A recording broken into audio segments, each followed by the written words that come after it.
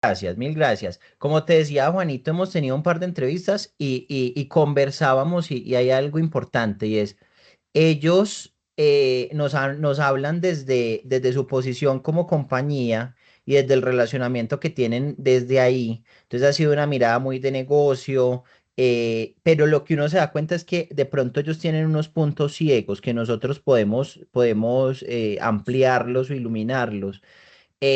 Porque, por ejemplo, ellos tienen la relación directa en caso de tarjeta, en caso de tarjeta, lo tienen directamente con bancos y los bancos cumplen ese doble rol de emisores de tarjetas franquiciadas y de adquirentes de comercio. Pero Mastercard no tiene la relación uno a uno con comercio, ¿cierto? Entonces ellos no comprenden o tienen muy claro, más allá de algunas intuiciones o alguna información que les llega de manera dispersa, como sobre los por qué, las barreras, las causas del por qué no se usa la tarjeta de débito, porque un comercio no lo promueve, todo lo que va, como lo que va en ese punto. Ellos sí tienen una posición y es que los bancos en relación a toda esta entrada de breve, pues le piden a Mastercard, deme usted herramientas, porque vamos a perder ahí una tasa de interacción, deme usted herramientas para yo poder seguirle promoviendo a los comerciantes y a las personas el uso de tarjeta de débito. Nos hablaron pues como de unos beneficios adicionales que tiene el producto que son muy similares a las de crédito, obviamente en menor escala. Entonces tienen protección de compra, tienen unas cuestiones obviamente de seguridad porque se pueden reversar transacciones en un tiempo parcial o completo. Tienen un asunto de la rapidez, de menos, una tecnología que permite menos fraude. Eso no se comunica. Entonces ellos están como preocupados diciendo esto nos va a llegar. Sin embargo, lo que yo le decía a Juanito y que es muy interesante de la conversación contigo es que si bien tienen un punto ciego de cara a los consumidores, ellos hoy no tienen muy claro quién es su tarjetaviente de pie y no solamente un tarjetaviente, sino muchos, ¿cierto? Porque es que ellos hablan como indiferenciadamente la gente, su billetera en el celular, pero nosotros sabemos que estamos hablando de casi un 80% más de población en estratos 1, 2, 3 o 2, 3, incluso hasta 4, que ganan un número limitado de salarios mínimos vigentes legales. Eso se convierte en menos posibles transacciones durante el mes, que tienen una penetración o un conocimiento financiero más bajo que, mejor dicho, que hay un montón de cosas que yo estaba leyendo que tienes muy claras en las preguntas que nos enviaste para las guías, que la intención es ellos ayudarles a entender desde esta conversación y que sería parte de nuestra propuesta, llevarles a entender un poco más el escenario macro del PESTEL, porque ellos no tienen muy claro esos dos escenarios por intuiciones, el del consumidor final y el estructural, económico, político, regulatorio, que permita abrirle los ojos de manera que podamos decirle, mire, es que hay que entender que son varios tipos de posibles consumidores o tarjetavientes, que el país se conforma de esta manera, que políticamente pasa esto, que lo político le interfiere de esta manera lo regulatorio conversa de esta forma, la percepción política o el discurso de opinión pública del gobierno frente a lo bancario pasa esto. Entonces, queríamos que con esa posición, porque yo vi la data que tú nos pasaste, hay unas cuestiones de la tasa, del impuesto de transacción financiera, etcétera, que empezáramos hablando, si quieres, desde el lugar de que te pareciera más cómodo, si es lo económico, a que nos fueras contando cómo es esa estructura económica y cuáles pueden ser las causas directas o indirectas desde lo económico que pueden llegar a mediar en el tema del uso de un medio de pago, ¿cierto? Hablé Perfecto, muchísimo, pero te perfecto. quería dar como ese No, no, panorama. todo muy útil, todo muy útil. Si quieres, arranquemos por De estos una. temas que estás mencionando, que si te he entendido bien, sale este elemento, por lo menos para mí nuevo, de la relación de Mastercard versus otros bancos comerciales y la forma en que operan con la franquicia versus la forma en que opera Mastercard.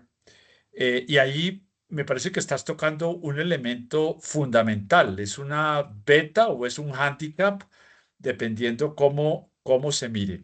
En las preguntas que les había mencionado, cuando referenciaba eh, el mercado norteamericano muy diferente del mercado europeo, eh, y cómo el marco regulatorio de Europa llevó, como mencionaba en la pregunta, a que los 27 países de la Unión Europea se unieran y acordaran un CAP de no más de 0,9% de cobro en la franquicia de uso de la tarjeta Visa a establecimiento comercial que quiera tener el servicio de Visa versus el 3% que ha sido histórico en Estados Unidos, que a uno le suena que es una barbaridad y que hemos visto aquí en Colombia, ahora menos bajo Petro, pero mucho más bajo Duque, destellos de ver cómo se podía reducir ese cobro en Colombia del 3% sin necesidad de optar a algo que suena realmente como muy intromisorio, que es la recomendación de un CAP al estilo europeo. Y entonces, al ponerse uno a investigar por qué Estados Unidos ha permitido que casi con un duopolio de Visa y Mastercard no hayan impulsado, aún bajo Sanders y aún bajo Warren, ¿no? O sea, bajo un gobierno demócrata que tenía unos jugadores políticos muy importantes, incluyendo a la Harris, y aún bajo los 4 años de Biden no se dio el paso regulatorio en la idea de poner el CAP al estilo europeo. Y la respuesta que he encontrado yo, y que creo que algunos otros documentos que ustedes puedan echar mano, tipo McKinsey o tipo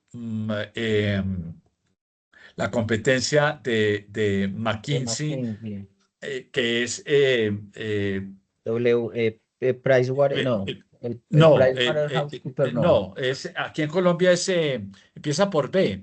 Eh, eh, bueno, los que ¿Cómo se me va están a en olvidar? Lo Brasil, tenemos allá. que son, Ujú. ahorita Deloitte. se me, Del, del, no, está, el gran competidor en este momento de McKinsey es, ahorita me acuerdo, Biden, pero no es que no es Biden, por eso me confundo. Ahorita les doy el dato. Ellos han encontrado que hay una serie de beneficios de data mining en cabeza de los establecimientos comerciales que Boston, ¿no están es? Boston usando. Consulting Group. No No, es. no, aquí en Colombia son fuertes.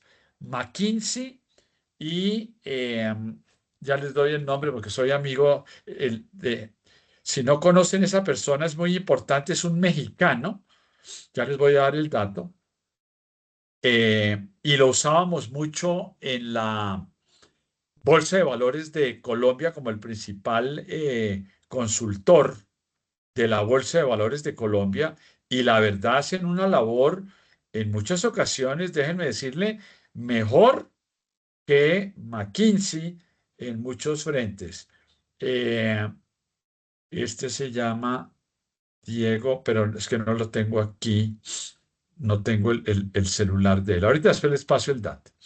El caso es que lo que encontraron tanto McKinsey como esta otra consultora, que es que los establecimientos comerciales en los Estados Unidos, en últimas, no presionaron al gobierno de Biden, ni a la Harris, ni a Sanders para que fueran con el CAP, porque se dieron cuenta que le podían exigir a Visa y eventualmente a Mastercard en Estados Unidos toda una serie de información en detalle granular que le permitiera a ellos de alguna manera compensar con inteligencia artificial el establecimiento de los mercados sectorizados. No es simplemente que es una entidad eh, comercial, sino en qué sectores está, cuál es el nivel de detalle de los productos que vende, cuál es el comportamiento de los consumidores de esa entidad, etcétera, etcétera, etcétera. Y gracias a ese conocimiento granular del consumidor que usa Visa como mecanismo de pago, sintieron los establecimientos financieros que de alguna manera tenían un rédito informativo que justificaba el cobro de ese aparente eh, costoso 3%. Y esa es la historia que está detrás de eso.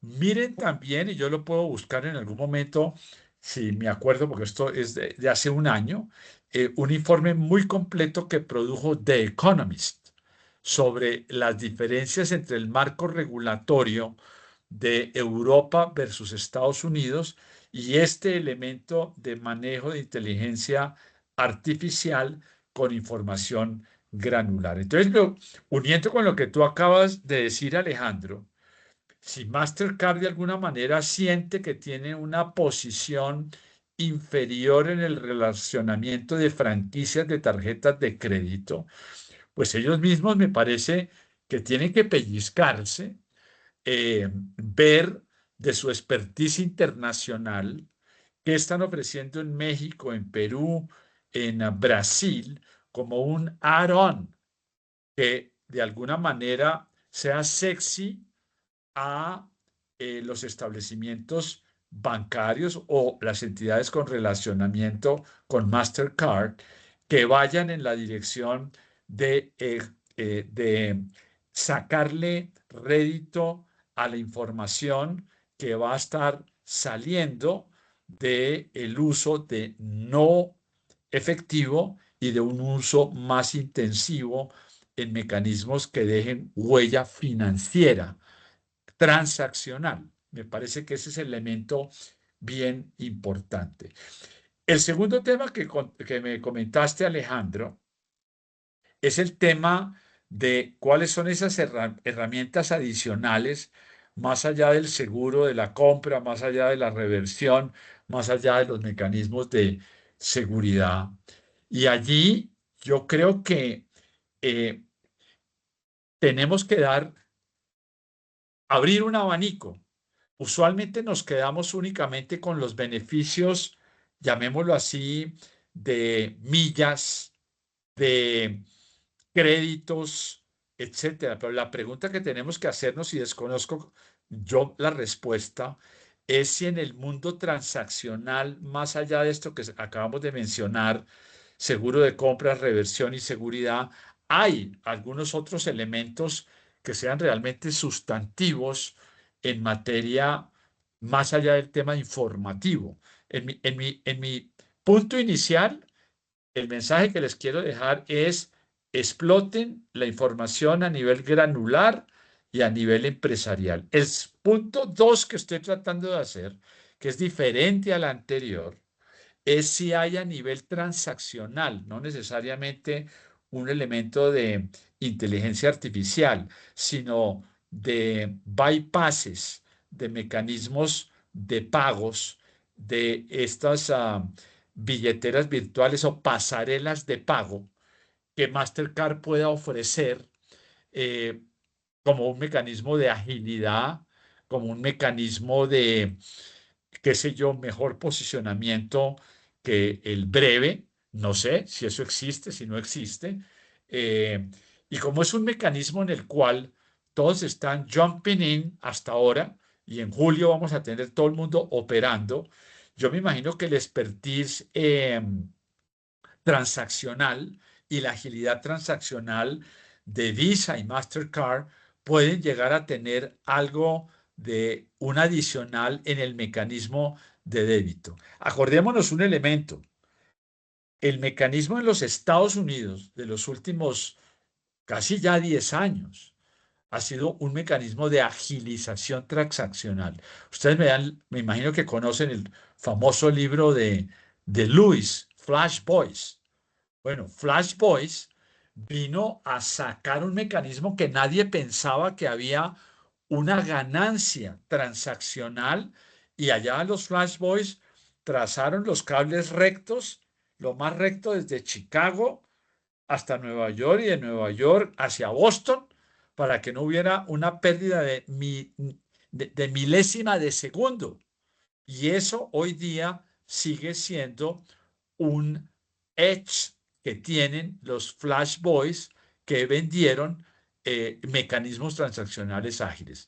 Entonces, yo repito, desconozco, pero creo que la labor nuestra y de ustedes es preguntarles a Mastercard si en medio de esta agilidad transaccional, especialmente en Brasil, donde los temas transaccionales son mucho más rápidos, hay algo que ellos pudieran ofrecer en Colombia. Recordemos que Colombia ha pasado del clearing in T plus 3 al clearing in T, ni siquiera T plus 1.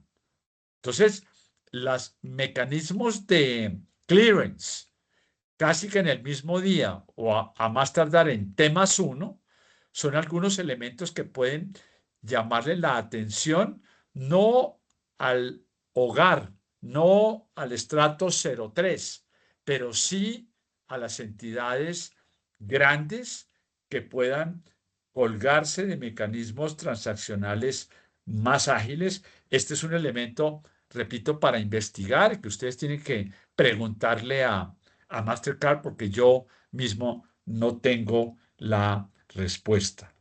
Y el tercer elemento, Alejandro, que se me ocurrió escuchándote, es que yo creo que hay que ser lo que se llama en finanzas un descreme informativo.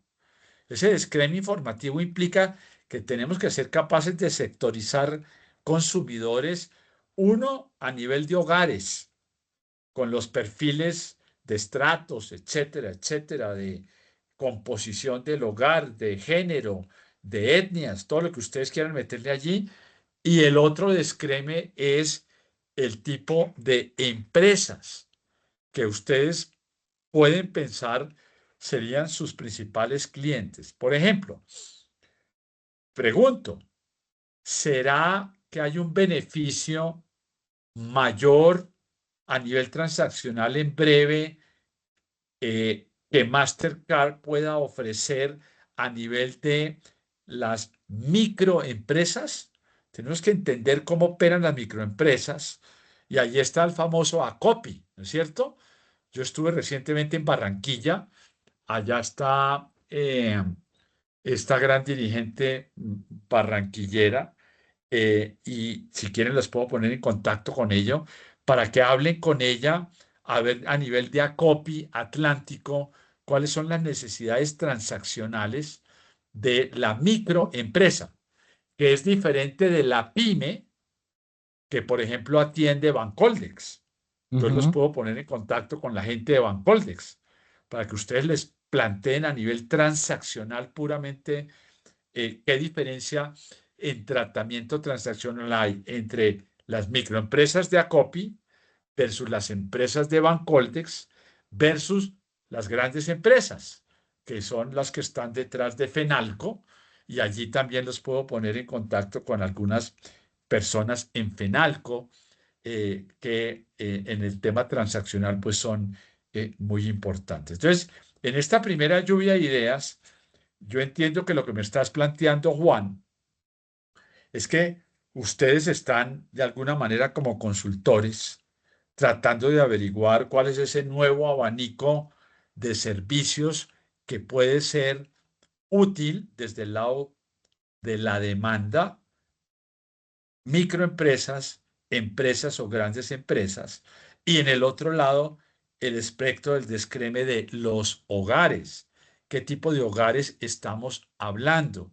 Si esos hogares son hoy día, como ocurre, todos los empresarios jóvenes que están generando cocinas, que están asomándose al mundo tipo Rappi, yo creo que tienen una serie de demandas diferentes al establecimiento propiamente tradicional que nosotros tenemos en mente de la COPI. Por ejemplo, algunos estudiantes míos de economía de la Universidad de los Andes, a raíz de pandemia, ya no son economistas, se metieron a empresarios y ellos mismos casi desde su casa operan estas cocinas que generan Oculta, sí. servicios a los de Rappi en comidas y a veces a los propios restaurantes. Y yo veo que ellos operan, las dos o tres personas, con su celular y tienen montados allí no sé qué tipo de aplicaciones y casi que operan con los bancos como persona natural. Esa es una cuasi empresa disfrazada de persona natural. Yo creo que tenemos que pensar cuántos de esos empresarios, emprendedores jóvenes como ustedes tienen un mecanismo que de alguna manera no sé qué tanto ICA paguen, no sé qué tanto 4 por mil logran de alguna manera descontar.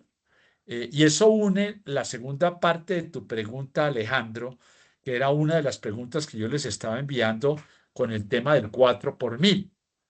En el tema del 4 por mil, tenemos que identificar ese rezago que ha habido en la identificación que hacía esta empresa que mencioné allá, que curiosamente es de alguien ex Banco República, y que de alguna manera dice que por falla de información de los propios bancos no han podido terminar el detalle de cómo es la reacción para poder hacer una descuento del 4 por mil, ya no con una única cuenta, sino con todas las cuentas integradas que sumen 16 millones de pesos mes, ¿no es cierto? Para hacerlas descontables. Entonces, yo creo que ese tipo de empresas, que también los puedo eventualmente contactar con este consultor que es el encargado, me imagino que está contratado por Asobancaria para hacer la unificación de las cuentas y que sin necesidad de marcar las cuentas, usted pueda descontar hasta 16 millones de pesos. El Banco de la República, y esto me lo ha dicho directamente mis amigos ex junta del Banco de la República, ellos tienen la impresión que el driver de la no pago del 4 por mil hoy es mucho menor debido a que el monto ha ido subiendo y uno se pregunta qué hogar de estrato 3 está de alguna manera de 3 para arriba preocupado por el hecho de que no pueda descontar más de 16 millones de pesos mes.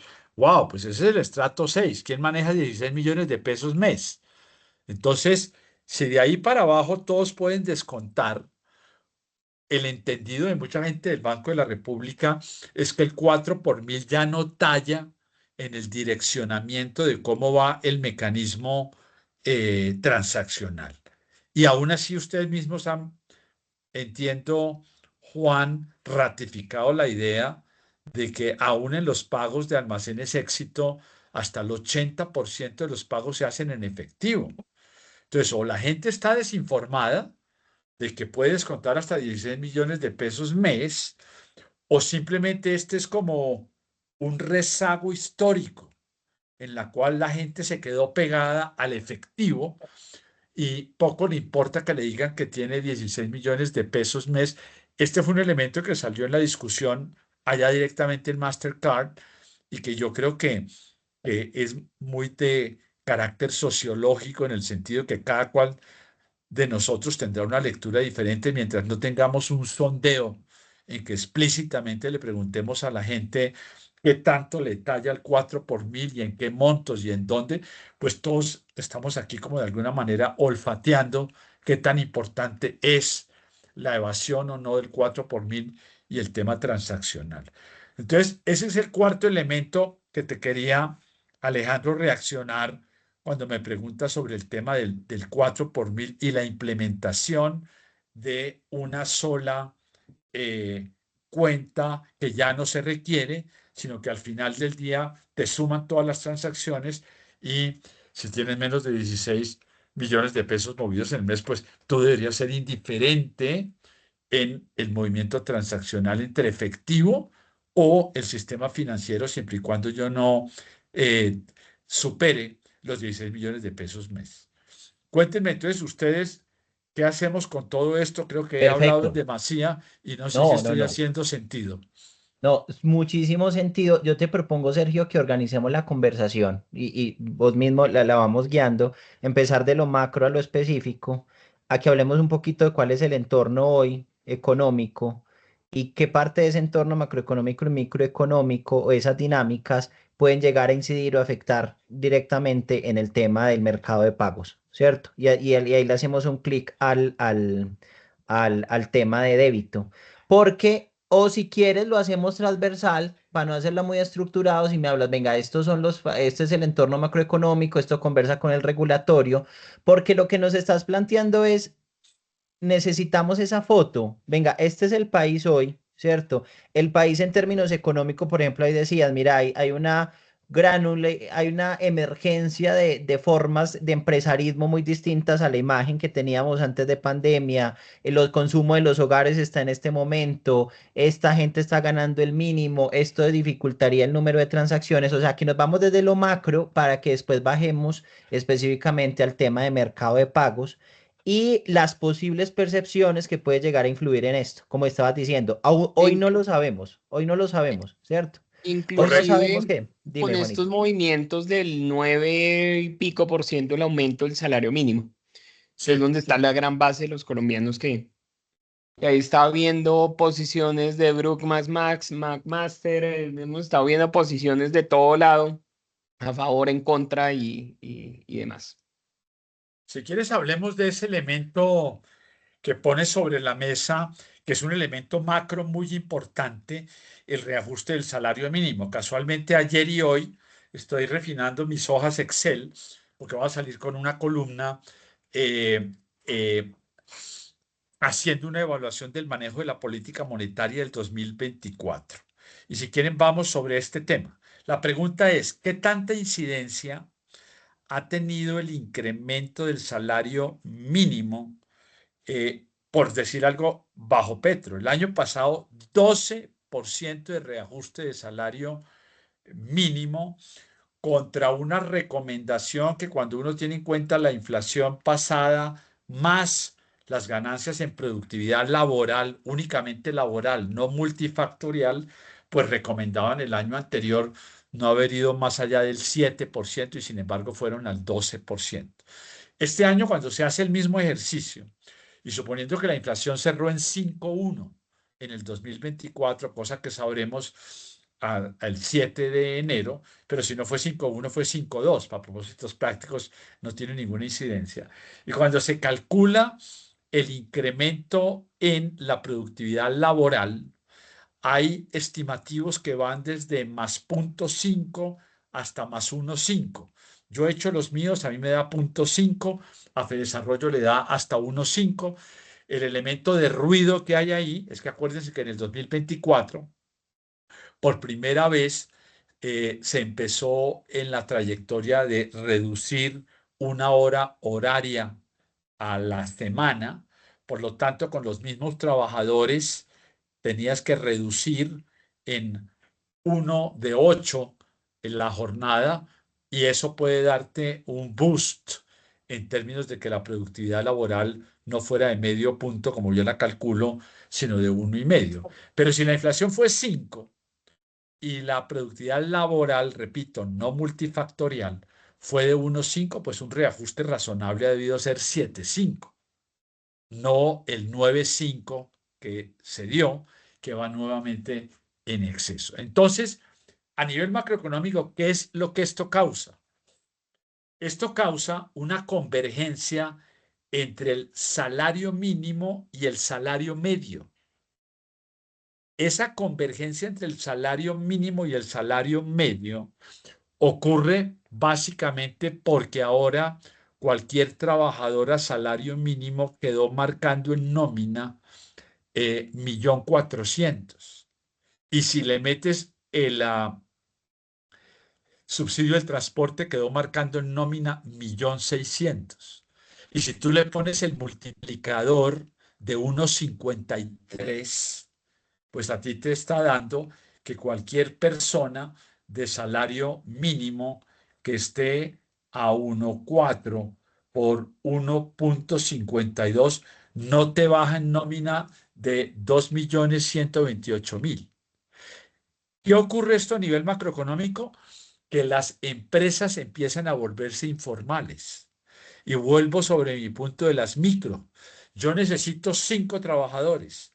Antes tenía 3 por encima de la mesa, pero ahora que les tengo que pagar 2.128.000 o eventualmente 2.600.000 con el subsidio al transporte, yo vuelvo a esos trabajadores independientes y los llamo y le digo, mire, a mí me interesa que usted siga trabajando conmigo, pero yo no lo puedo tener en nómina, no puedo mantener la nómina.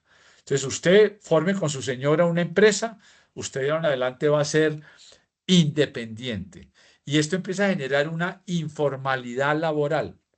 ¿Cuál es el resultado de todo esto? Que si yo tengo menos trabajadores en el PILA, automáticamente tengo menos seguridad social en salud y en pensiones, y esta persona, probablemente para no aparecer en el Ministerio de Hacienda, en la unidad de seguridad social, tiene que desaparecerse para que no le digan que no está pagando al PILA. Esa persona que antes transaba en el sistema financiero, hoy es un nuevo cliente del pago en efectivo.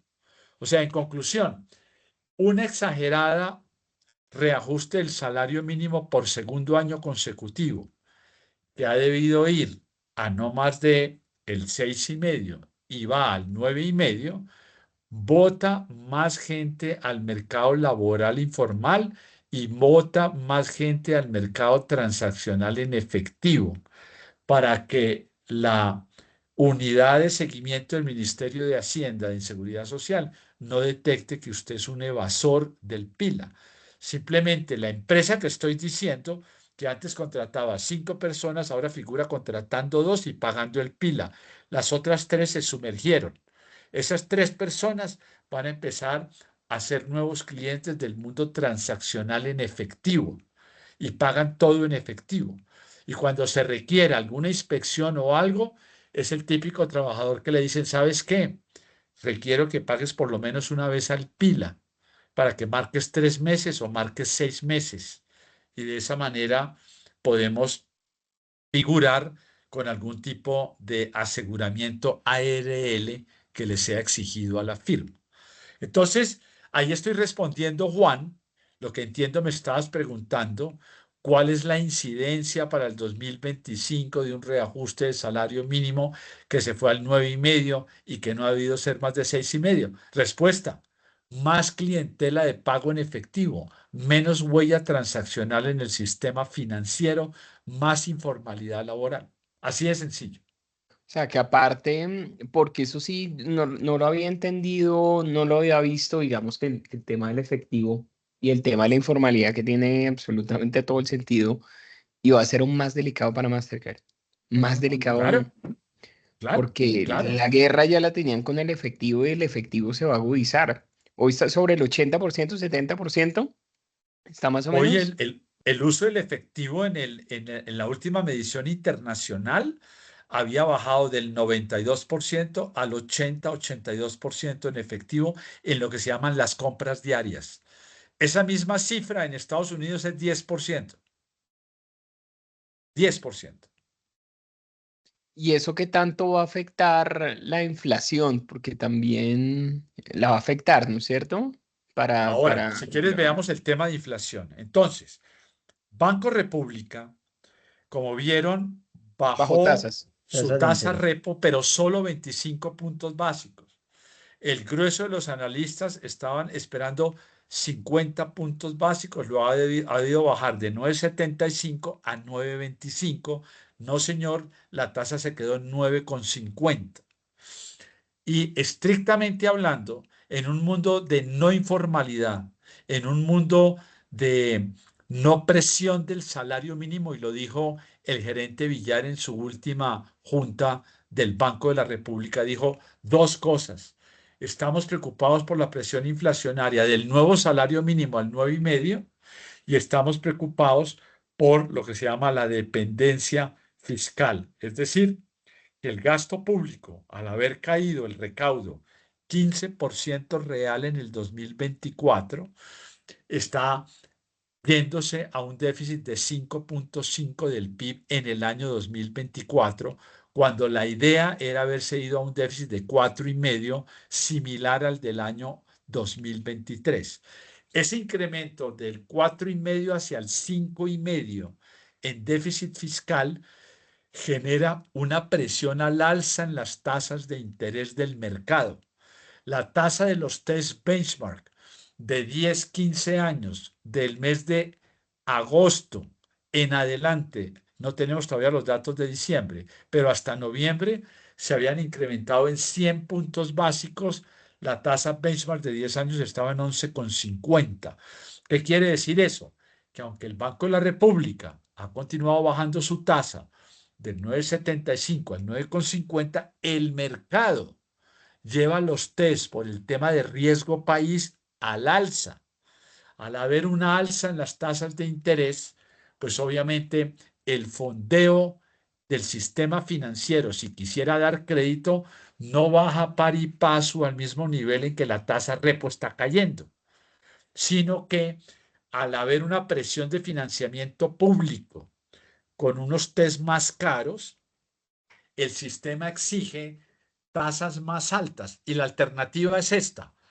A ver, papá gobierno, yo le voy a fondear su déficit fiscal ya no al 4,5 sino al 5,5, siempre y cuando usted me dé TES a 11,50, no a 10,50, porque Colombia se está volviendo más riesgoso. ¿Qué implica eso para el sistema financiero? Que el sistema financiero, si quisiera dar crédito, pues le va a tocar salir con unos CDTs que no pueden bajar tan rápidamente porque el mercado se está yendo a TES. Entonces, esto de alguna manera, lo que se llama el margen financiero del sistema financiero sube porque tiene una competencia de recursos entre los TES y los CDTs. ¿Por qué no hemos visto esa presión tan fuerte a final del año con unos CDTs volviendo a subir?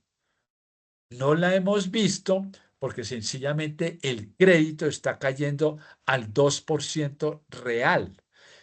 Dicho en otras palabras, la expansión del crédito este año fue solo de 2% nominal, el crecimiento de la cartera. Con una inflación del 5, tienes una contracción de 3% real en la cartera. Eso explica por qué todavía los bancos no están tan preocupados por la competencia entre TES y CDTs, porque de alguna manera, como la cartera está vencida al 5,5, cuando debería estar en el 3, los bancos están replegando velas y no están expandiendo el crédito y por eso no hay una presión sobre los CDTs. Entonces, el Banco de la República, para retomar el mensaje que le estoy diciendo, dijo dos cosas. Salario mínimo legal me bota a una presión inflacionaria porque están dando más salario forzado al salario mínimo. Y dos, la déficit fiscal, la caída en el recaudo y la no aprobación de la reforma tributaria en diciembre, que se hundió, va a poner al gobierno de alguna manera o a restringir el gasto o a tener que financiarse con test más costosos. Entonces, pronóstico de inflación para cierre de este año 5,1, probablemente este año, 2025, estábamos viendo que la inflación iba para el 3,5. No, señor.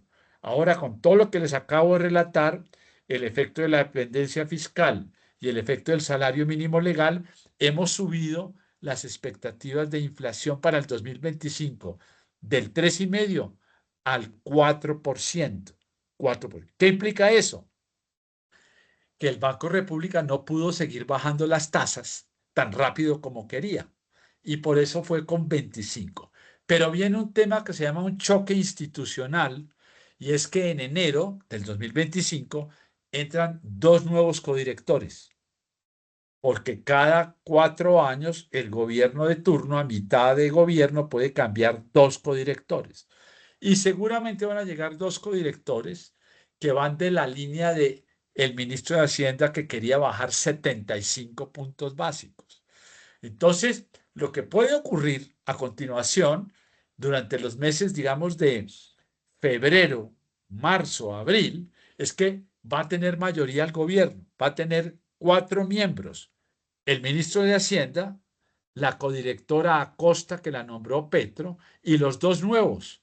Esos 4 hacen mayoría contra los otros 3 que se quedan, que probablemente va a ser Jaramillo, que va a seguir siendo Ramírez, eh, y seguramente los que van a salir son Steiner y Viviana Taboada. Pero el gobierno va a tener una mayoría que va a permitir bajar las tasas de interés. Y entonces la pregunta es si bajando las tasas de interés usted contiene la inflación dado este cost push. Los economistas hablamos de cost push, de una inflación de costos. Tú tienes 2 elementos de inflación de costos: el reajuste del salario mínimo al 9,5 y el reajuste de combustibles, que en el año 2023-24 no afectó el diésel porque hubo paro camionero. Y el gobierno, que iba a reajustar el diésel al 8 y al 10%, se patriazó y terminó haciendo solo un reajuste del 4%. O sea que la inflación hubiera podido ser peor y no lo fue gracias a 2 elementos. Uno, tuvimos sequía y sin embargo los alimentos cerraron con una inflación del 2,5. Y 2, el no ajuste del diésel ayudó a que hubiera menores presiones de costos. ¿Qué va a pasar en 2025 con estos 2 elementos? Pues parecería que no va a haber efecto climático adicional. Hemos tenido un régimen de lluvias no normal, pero de alguna manera vamos a ver la última lectura de los embalses. Yo creo que debieron quedar en 50% el embalse, eh, bajando de 55, pero hasta el momento no hay parte de un efecto climático que vaya a dar un choque. Luego yo, en síntesis, diría que la inflación más probable para el año 2025 va a ser 4% y por lo tanto la tasa repo del Banco de la República creo que podrá seguir bajando de pronto más rápido por el efecto de los codirectores y la van a bajar del 9,25 eventualmente a una tasa que yo vería podría bajar hacia el 6 o 6,5 al cierre del año 2025. Entonces, ¿de qué he estado hablando? De la política monetaria del Banco de la República, etcétera. Si las tasas de interés se tienen que mantener más elevadas porque la inflación no baja, este podría ser un elemento que frena el crédito y que de alguna manera le va a dar menos vigor al sistema financiero. Menos movimiento. Y por lo tanto, a los bancos comerciales les va a ir menos bien de lo que en otro escenario más normal le estaría yendo. Cierro con lo siguiente para escucharlos. Las utilidades patrimoniales del sistema financiero habían cerrado bajas en el año 2024. Habían sido de 7,5 del patrimonio, cuando lo normal era más o menos del doble, del 15%. Ustedes saben que es la rentabilidad patrimonial de los bancos en Colombia. Y ellos estaban esperando desplegar las velas del crédito y no lo pudieron hacer. Por eso el crédito está cayendo 2% real. Luego, mi hunch es que probablemente la rentabilidad patrimonial, el ROE del sistema bancario, sí se recuperó, pero no para llegar al 15% nuevamente, sino algo más cercano al 12%, probablemente. O sea que esto implica que los bancos van a seguir presionados en su rubro de gastos operativos y en su rubro de deterioro de la cartera, porque las tasas de interés se han reducido menos rápidamente de lo que se creía. Ese es como mi panorama financiero, cierre de 2024, perspectivas de 2025. Y ese tema de crédito, sobre todo entendiendo en las audiencias, o sea, va a haber menos endeudamiento, por lo que el flujo, ahí tratándolo de atar sobre todo con Mastercard y con este tema de débito, ¿puede haber alguna luz más en términos de débito que crédito en transacciones cotidianas? ¿O A va a ver, permanecer igual? el crédito se va a recuperar ligeramente. Vamos a pasar de una contracción de -2 en el 2024 a una expansión de +2 en 2025. Luego va a haber algo de recuperación crediticia. Pero para que tengas una dimensión, la relación crédito-PIB en Colombia era 52%. Ujú, Y después de 3 años de caída, estamos en 42%. Hemos perdido 10 puntos del PIB en crédito. ujú. Luego, el próximo año probablemente vamos a recuperar 2 puntos reales. Vamos a subir del 42 al 44. Luego es una recuperación, pero tenue, tenue. O sea, los bancos Sí. se van a recuperar tenuemente. Y la calidad de la cartera, que se lee 5.5, va a probablemente dejarse deteriorar, pero no va a regresar al 3 ni al 3,5. Probablemente se va a quedar pegada en el 5% porque las tasas de interés no están bajando. Eso en cuanto a la dinámica del negocio bancario crediticio.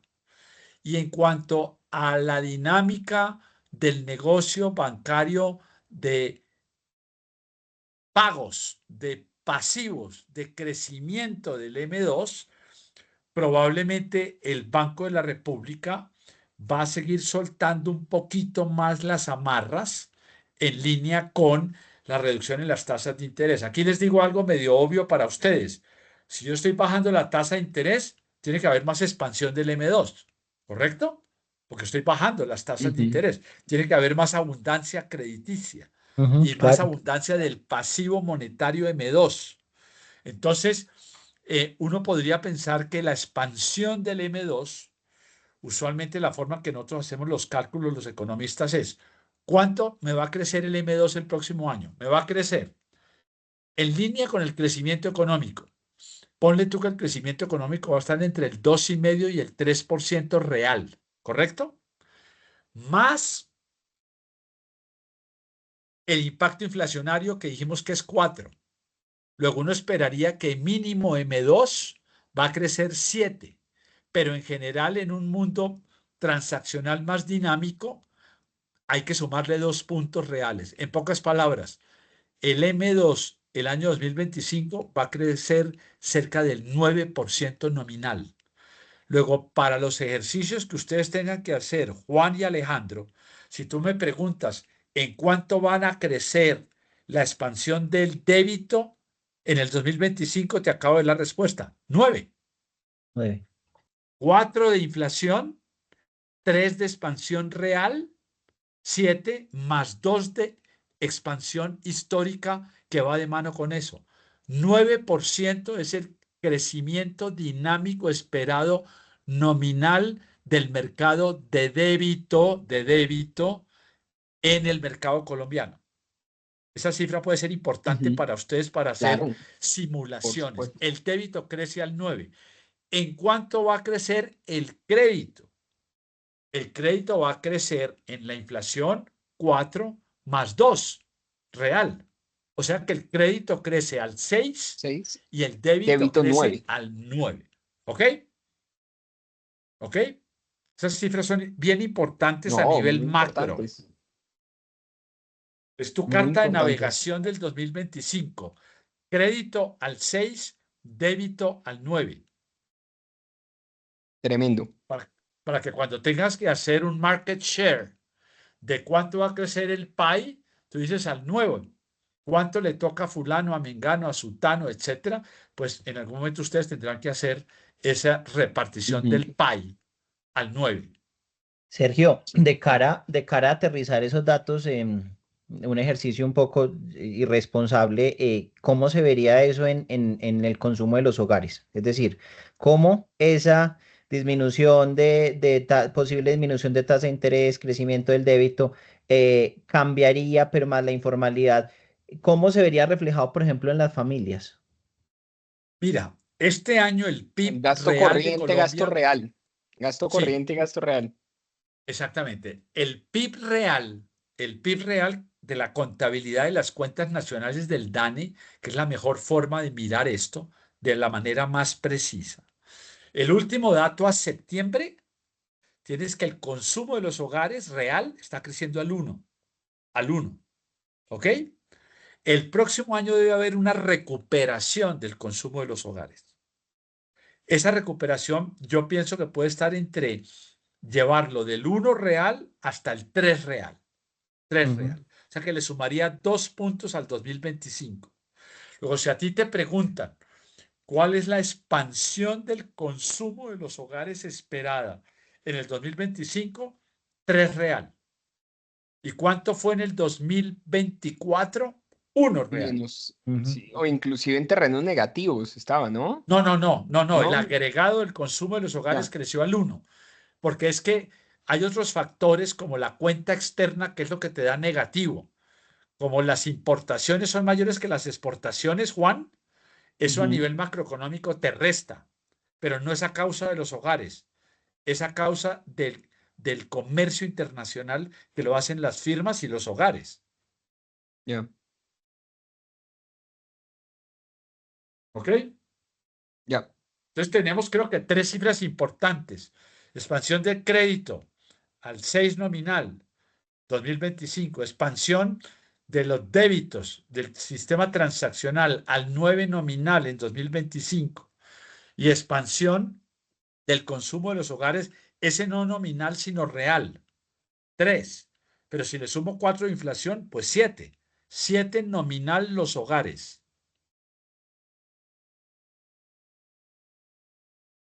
Sí. De uno, no, esos datos hay que guardarlos con tesorito, hay que tenerlos De, por ahí.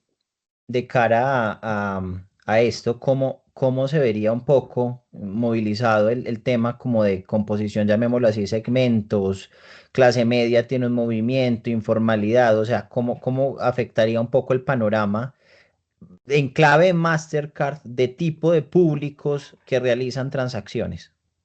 A ver, hoy día la informalidad laboral, todos repetimos que es el 65% a nivel del mercado laboral. Ujú. ¿Esa cifra de dónde sale? Sale de los pagos al pila, ¿correcto? Cuando tú dices quiénes están cotizando al pila, te da que más o menos a nivel trimestral o semestral, solo el 45% de la gente cotiza al pila, Ya, a seguridad exacto. social. Entonces, el otro El 65% subregistro. son los que andan sin cotizar al pila y pagando a nivel de efectivo en el mercado transaccional. ¿Ok? Ujú. Pero la cosa es mucho más grave. ¿En qué sentido?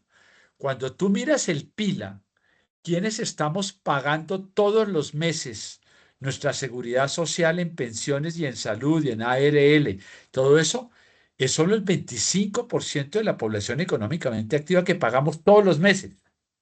Eso es importante que ustedes lo tengan en cuenta cuando Sí, hablen de sí. formalidad. En inglés decimos fully fledged formality.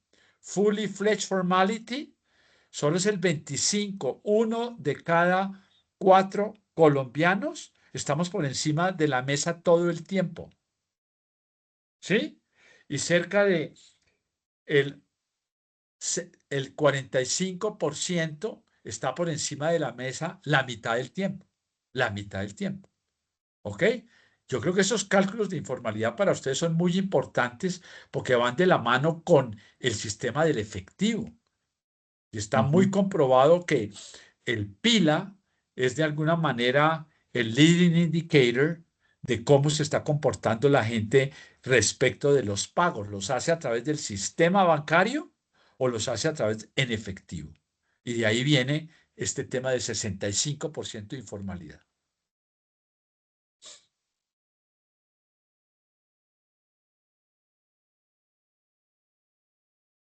Juanito, ¿algo más de Eso era lo que me No, no, profundizar? preguntabas, no, Alejandro, no, sobre se está, informalidad, está No, perfecto. ¿correcto? no, No, me sigamos parece con súper la importante línea. informalidad, sino que también escuchándote me hacía la pregunta de cómo podría llegar a ser el entorno de consumo de los hogares, ¿cierto? O el consumo de cara a las posibles transacciones con tarjeta de débito, ¿cierto? Y cómo todo este panorama monetario y económico reconfiguraría o generaría crecimientos y decrecimientos en algunos segmentos de la población. Es decir, una familia va a poder acceder mucho, posiblemente se reactive un poco el consumo, el acceso a crédito, a microcréditos, entonces ahí vamos a poder tener un poquito más de dinamización, se recupere el consumo de algunas categorías, se reactive tenuemente, como dijiste, porque también hay que matizarlo a algunos sectores. La informalidad puede crecer de cara a lo que nos vienes diciendo del salario mínimo, entonces eso también puede generar que el uso de efectivo pueda estar. Me trataba de imaginar como la fotografía de la transaccionalidad de los hogares colombianos en ese panorama que nos venías contando. La mejor forma de tratar de responderte con números, no con filosofía, con números, es que ustedes pudieran hacer un scouting de por lo menos tres segmentos de consumo masivo importante. Por ejemplo, si ustedes tienen información de los almacenes D1 Ujú. y similares, ya se quebró el anterior, ¿cómo se llamaba? Justo y Ah, bueno. justo y bueno. Eso, justo y bueno. Ahí tienes el estrato 3 para abajo, ¿correcto? Y si ustedes llegan a tener un dato importante de cómo es el pago en justo y bueno antes o en D1, acuérdense que el Grupo Santo Domingo está expandiendo el D1 de una forma impresionante, especialmente en la costa. Yo hablé con ellos hace poco. O sea, la expansión en la costa Caribe es una forma impresionante. Si ustedes pudieran tener, Juan, como tú mencionabas, un muestreo de cómo son los pagos en efectivo en esos almacenes, va a ser muy importante. Y te aseguro una cosa, el éxito aquí cerca de donde yo vivo en Unicentro, la razón de pago en efectivo en el éxito cerca de Unicentro, estoy seguro, debe ser 50-50.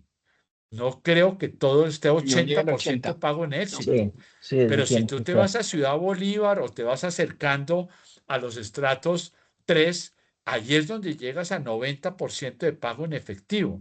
Y obviamente, como el estrato 4 o 5 para arriba no hace más del 20% de los consumidores, pues por eso tienes esa ponderación. Pero tu pregunta, Alejandro, me parece bien importante tratar de ponerle cifras hardcore, no con base en lo que yo opino, sino miren, tengo un muestreo de almacenes de uno en el 7 de agosto en Unicentro y en el Campín. Y de ahí veo que tengo un comportamiento diferente en el pago de efectivo. Y ya tienes una cosa seria y si lo haces algo similar con el éxito, vas a tener un elemento que está anclado en los datos. Sí, claro. ¿No? Y si después logras hacer eso en las cuatro principales ciudades de Colombia, Cali, Medellín, Barranquilla, puede ser que veas algún comportamiento disímil en la costa, más informal que Medellín y Bogotá. Y uno pensaría que Cali es intermedio. Y a eso te da un muestreo de país importante. No tienes que irte a las 13 principales ciudades. Con que lo Ya. hagas en las cuatro principales, un muestreo de esas cuatro, logras darle datos importantes a Mastercard. Mastercard es un cliente serio. No te va a creer con filosofía. Pero si tú le presentas una hoja Excel con cierto muestreo, como te digo, sectorial en cuatro principales ciudades, ya le estás hablando un tema serio. Perfecto. Es muy interesante lo que planteas como ejercicio y es esa distribución un poco en los hard discounts como de uno, como toda la cuestión y como un posible muestreo de los estratos 2 3 y la distribución de los demás en otro tipo de comercios. Claro, Quedaría como, si ustedes tienen varita con gente de Fenalco, ellos tienen esos datos a la mano. Así que mueva todas sus palancas allá, Juan, llame a Petro para que haga una llamada a Laura No, Sarabia, lastimosamente no te estamos dan los datos, divorciados. te dan los datos ahí mismo. Estamos divorciados. Con Duque de pronto era más fácil. Correcto. Igual, yo por eso te digo que ese no es mi turf. Sí. no, interesantísimo. En realidad aquí hemos hablado mucho, pues obviamente todo esto está ligado al entorno. Hablaste de algo muy interesante y son posibles variables que puedan como interferir en el panorama económico que finalmente baja el consumo de los hogares. Hablaste de lo climático, dijiste aparentemente no, para el próximo año no se espera un fenómeno que pueda afectar incremento de precios, de costos, etcétera. Internacionalmente, ¿qué podría llegar a afectar?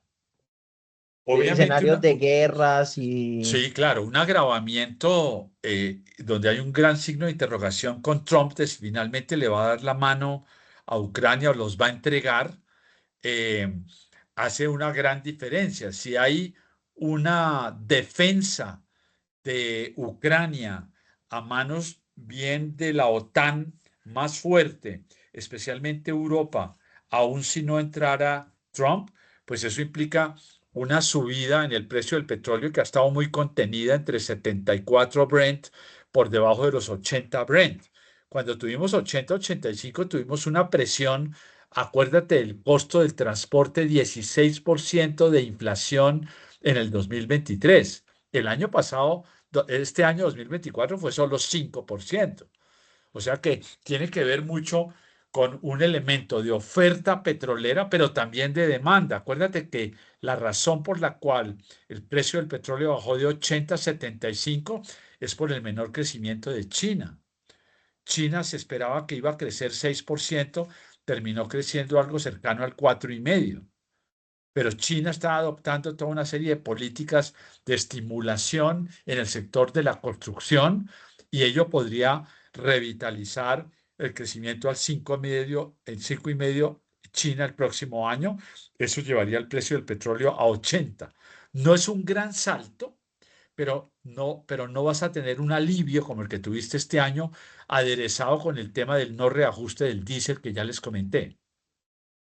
Perfecto, súper, súper interesante. O sea, podrían haber cuestiones en relación con la reconfiguración de las dinámicas de la guerra, según aliados y en la posición que tome Trump, el nuevo gobierno de los Estados Unidos y cómo pues haya un movimiento ahí y las implicaciones del cambio del petróleo. Muy bien. Yo no sé si ya vamos pasando para que nos cuentes, que lo tienes muy claro, cómo es ese panorama, llamémoslo así, de la regulación y de los aliados o influenciadores o amigos y enemigos del sistema financiero que hoy puedan tener incidencia en este tipo de decisiones de cara a políticas regulatorias que favorezcan a mercados de pago, a compañías, etcétera. Yo creo que ahí hay como unos tres bloques, ¿no es cierto? Uno es el hardcore, que son prácticamente todos los afiliados a Sobancaria, que han Ujú. expresado que va a continuar el breve, que bienvenido, que están dando toda la información. Me acordé del consultor que está haciendo el tema del 4 por mil, si de pronto lo quieren llamar. Se llama Camilo Sea y la firma de él se llama Pronus. Pronus, ¿lo Ya, conoces, sí, ya, Juan? ya, ya, sí, sí, sí, sí, sí, claro. Es amigo mío personal, pero no me metan a mí, llámenlo ustedes directamente. Camilo Sea de Pronus, ¿correcto? Ángel Lucea. Listo. Y él debe darles información de filigrana, casi que lo puedes llamar y preguntarle, oye, diste un reporte en la cual explicaste por qué estabas quedado y es que algunos bancos no te han dado la información. Por ahí creo que puedes capturar información y él no es petrista, Juan, lo puedes llamar. Listo. De una. O- Ok. De una. El otro dato, fíjense que las pepas de Alzheimer que me tomo son buenas porque antes de terminar de hablar con ustedes me acuerdo solito. El otro se llama, la firma se llama Bain. Bain, Sí. la gran competidora de McKinsey en América Latina, este se llama la firma Bain. Bain. Miren a ver Vein. si hay unos Aquí ya está estudios de anotado. Bain y de McKinsey y el representante de Bain en Colombia es Diego Algo, que es un mexicano, muy, muy, muy conocedor del sistema financiero. Si vía México tú logras llegarle a Diego, el Res Rep de Bain en Colombia, tienes una mina de oro ahí, informativa. ¿Ok? De una. Tremendo. Bueno, esos eran los dos datos importantes de conexión. Entonces, me estabas hablando, decía que hay tres jugadores. Uno, el sistema financiero afiliado a Sobancaria, Ujú, que obviamente todos se van a plegar y todos se van a meter a lo que diga el Banco de la República, van a operar con la sombrilla del Banco República, etcétera, etcétera. Pero debe haber unos jugadores en una zona gris, que son todas estas apps que están llegando y que ujú, van a ser de alguna manera los innovadores. Por eso les decía recientemente que tienen que asomarse a ver quiénes están en la arenera ujú. jugando de la Entiendo. superfinanciera y probablemente algunos de ellos pueden ya tener unos proyectos, algunos públicos y otros todavía en secreto, que están impulsando con la superfinanciera al interior de la superfinanciera para meterle competencia a este tema. Entonces, eh, esos pueden estar en el campo experimental y uno puede no conocerlos, porque Eso me simplemente están... encanta. Y me va a volver un poquito ahí, Sergio. Te cuento a para qué vamos con eso de la sobancaria. Escuchando lo que decías y contrastándolo con las entrevistas que hemos hecho, aparentemente no hablaron de la sobancaria, que para mí sería un actor interesante que tendríamos que mirar en esto. Pero sí me pareció muy interesante cómo planteaban la relación con los bancos, y es que los bancos son juez y parte, son detractores y aliados, ¿cierto? Ujú. Porque en su interior conviven todas las formas, voy a decir una palabra que suena, es que formas de lucha, conviven todas las formas de lucha, metafóricamente hablando. Tienen las billeteras, promueven las billeteras que son de ellos mismos, los QRs, por ejemplo, pero además lo débito. Lo que nos decía la VP de Mastercard era que los mismos, que esta estrategia que ellos están pensando es una misma petición de los bancos aliados por el temor a perder un poco la tasa de interacción que pueda generar Breve. Entonces ellos adoptan Breve por disposición del Banco de la República Correcto. como aliados, pero al mismo tiempo en su interior, como funcionan los bancos, salen todos al mismo campo a pelear entre ellos, tienen la preocupación de perder ese ingreso por la desintermediación, ¿cierto? Que le propone Breve. Entonces, creo que Asobancaria podría llegar a generar como un papel mixto o de juez y Sí, parte, porque claro. al mismo tiempo Asobancaria podría llegar a ser un aliado, que convive y diversifique el mercado, pero al mismo tiempo podría llegar a ser un aliado de cara a sostener o a diversificar las formas de pago. Sí. Acuérdate el papel dual que siempre representó a Sobancaria en años pasados, cuando Sobancaria mismo se lucraba de redes de pago interbancarias. ¿Te acuerdas que ellos Ujú. eran socios? Y ellos eran propietarios de la famosa Cifin. ¿Te acuerdas, Juan? Hoy sí, TransUnion hoy. Exactamente. Y ellos vendieron eso, lo vendieron muy bien y se lucraron por muchos años del famoso Cifin TransUnion. Y mira lo que es hoy TransUnion, ¿no? O sea, es un jugador importante en el sistema crediticio, conocedor de alguna manera.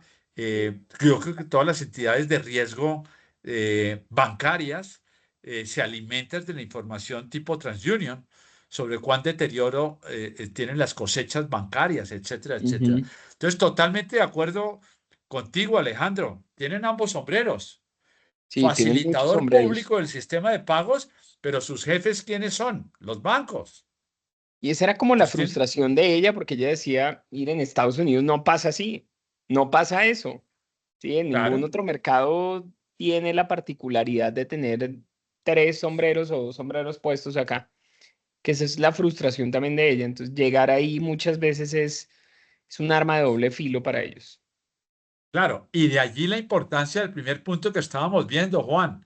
Es, dado el marco regulatorio, cuál es el add-on que puede ofrecer Mastercard para diferenciarse de los bancos en términos de ellos están allá, pero yo aquí con mi inteligencia artificial, yo aquí con mi database a nivel transaccional nueva en un chip.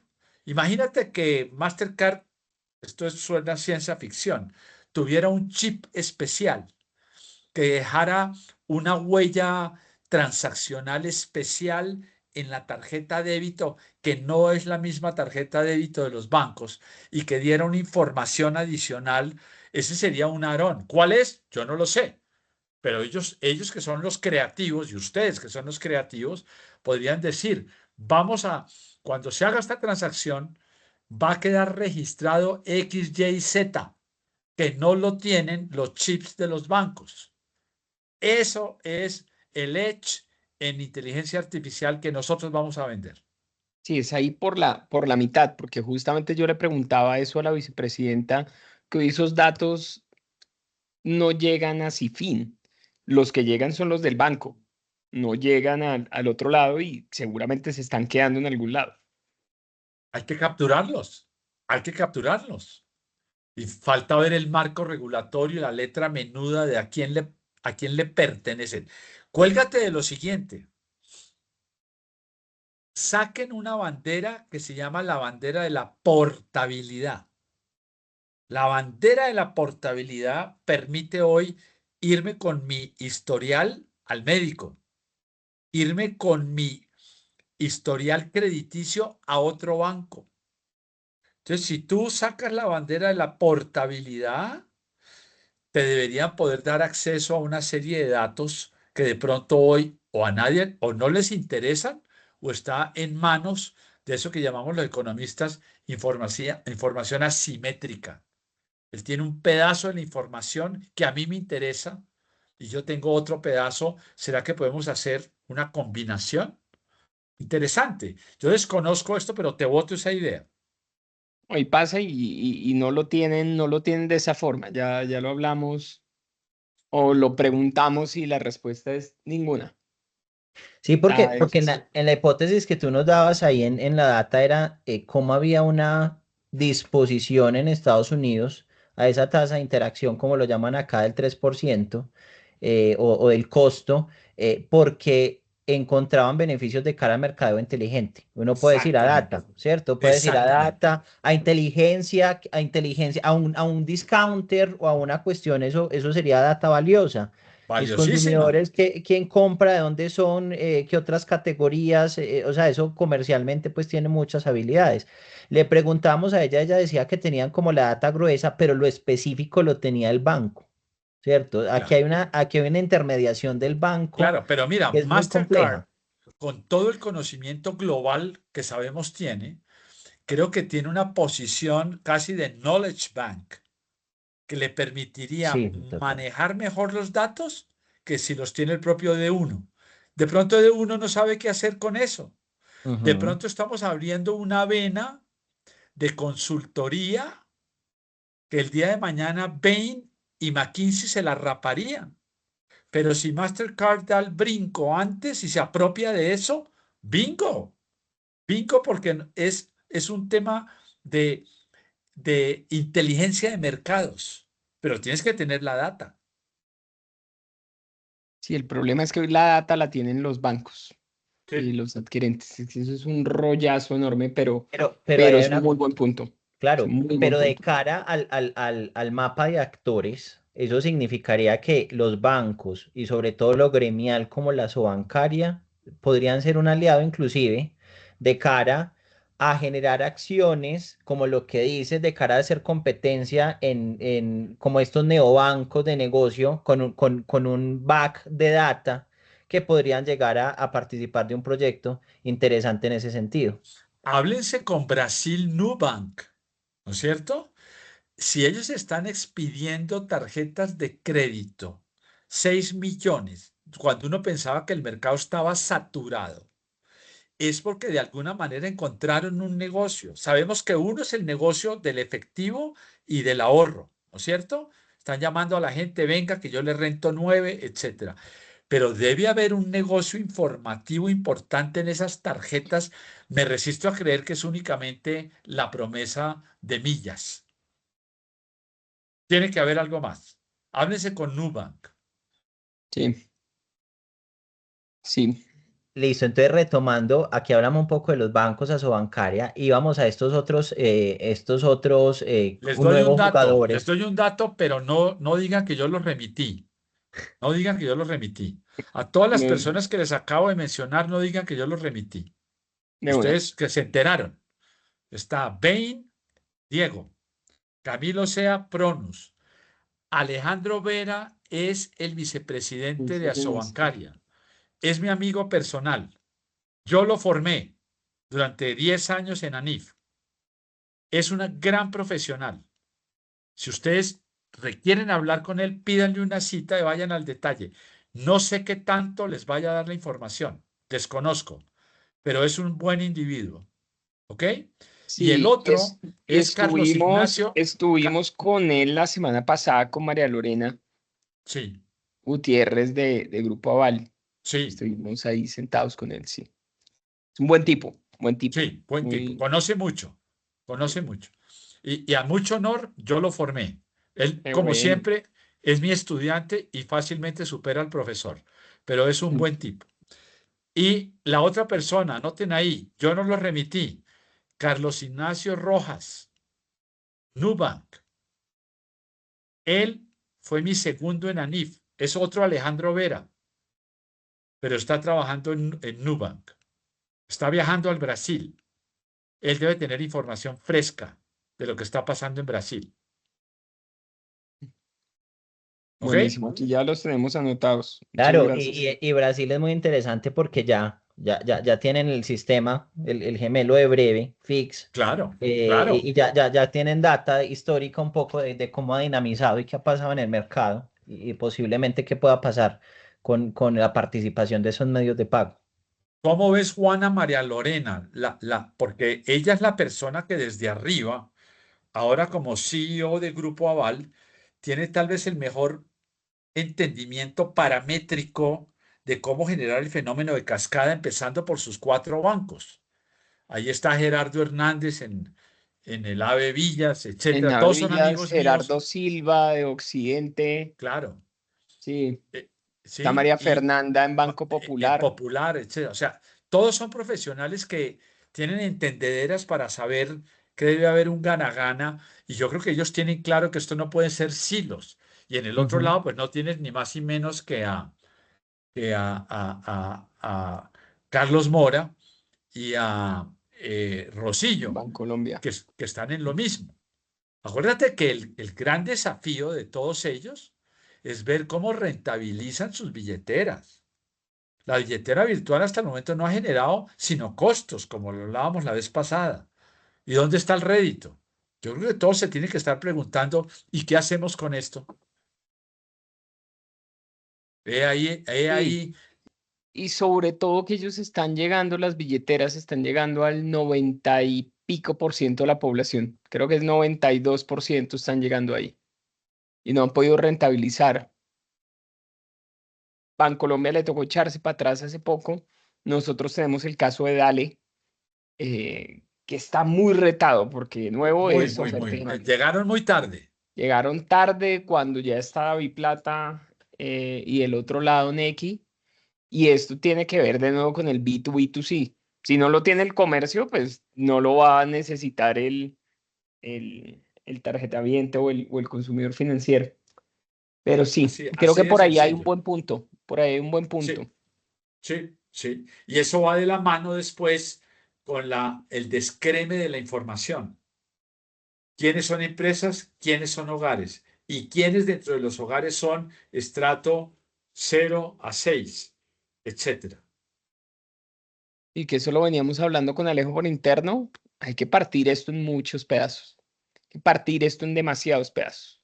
Sí, que es algo que tampoco está viendo Mastercard.